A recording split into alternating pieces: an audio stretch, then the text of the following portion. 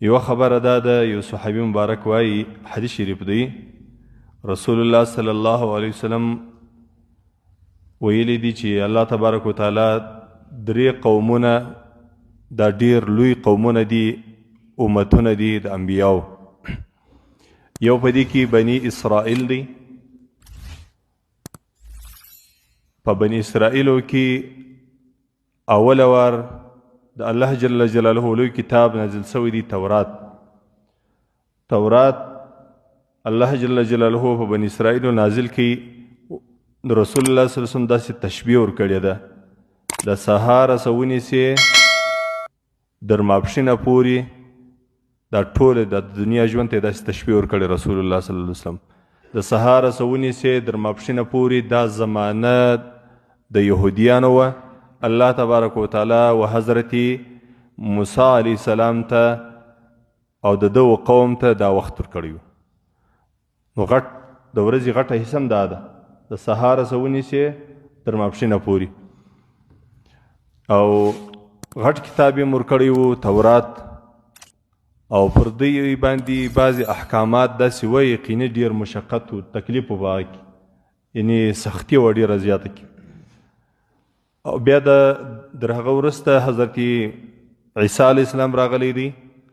عیسی علیه السلام ته الله تبارک وتعالی د ده قوم ته د ماپښین د زواله ونیسې بیا د مازدیګر د لمانځه پورې دا ټیم بیا الله تبارک وتعالی د ده قوم ته ورکړی. تر هغه وروسته بیا د اسلام مقدس دین راغلی دی، امت محمدي یا ملت ابراهیمي چې موږ ته ځان بولو. د دوی دپاره بیا وخت دی د مازدیګر د لمانځه ونیسې در لمر لوېدو پورې. نو در ټولو مختصر وخت. حدیث شریف کې راځي، رسول الله صلی الله علیه وسلم فرمایلی دي، زما د امتیانو عمر د 80 او د 90 په مابینځ کې.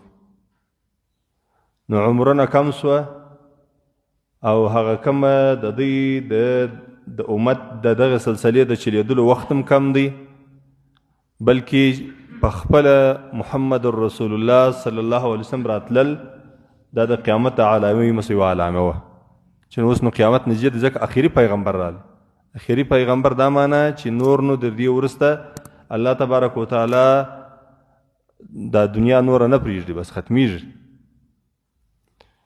بیا د اخري پیغمبر وروسته بیا لوی لوی او عظیمې قرائنې یا علائمې د قیامت رسول الله صلی الله علیه وسلم ښوولي دي، لکه د دجال راتلل، لکه یاجوج و ماجوج راتلل، او یا مسخه یا خصب د غټ غټ قومو کېدل. مثلا دا معنی رسول الله صلی الله علیه وسلم په یو حدیث شریف کې راځي، یو علاقه ښوولې ده، یو قوم به د مکې مکرمې د نړېدلو دپاره را روان وي، د پلانکې علاقې څه ونیسي در پلانکې علاقې پورې ډېره غټه اوږده علاقه ده. رسول الله صلی الله علیه وسلم وایي دا ټوله به الله په ځمکه نه باسي، خصب یې کېدې خصب وایي. مسخه بیا دا ده، الله جل جلاله بیا رنګونه مسخه کی، د انسان دا ټول شکل به الله مسخه کی، او لوی لوی طوفانونه، لوی لوی عذابونه. خو البته هغه لوی غټې علائمې نو دا دي چې لمر د مغرب له طرفه راختل، د دجال راتلل، د یاجوج و ماجوج ظهور کېدل، او د سیدنا عیسی علیه السلام راتلل.